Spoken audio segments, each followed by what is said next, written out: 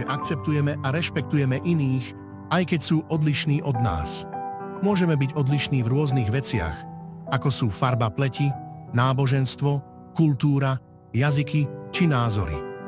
Je dôležité si uvedomiť, že každý z nás je jedinečný a právo byť sám sebou. Tolerancia je veľmi dôležitá, pretože nám pomáha žiť v pokoji s inými ľuďmi. Keď si navzájom rozumieme a rešpektujeme sa, vzniká priateľská atmosféra. Ak budeme tolerovať iných, znížime konflikty a vytvoríme si lepší svet. Ako môžeme prejaviť toleranciu? Rešpektuj iných. Snažme sa pochopiť, prečo sú niektorí ľudia iní. Rozprávajte sa s nimi a počúvajme ich názory. Naučme sa o rozdieloch. Čítanie kníh, sledovanie filmov alebo účasť na kultúrnych akciách nám pomôže lepšie pochopiť iné kultúry. Pomáhajme druhým. Pomáhajme tým, ktorí sú v zúfalej situácii. Všetci sme jedno, ľudia, nepozeraj na náboženstvo, rasu, národnosť, ale na charakter a skutky človeka.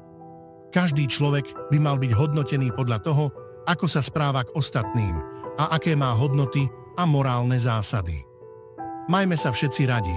V tom spočíva šťastie, radosť, pokoj. Video prezentáciu vytvoril pedagogický asistent Milan Berta.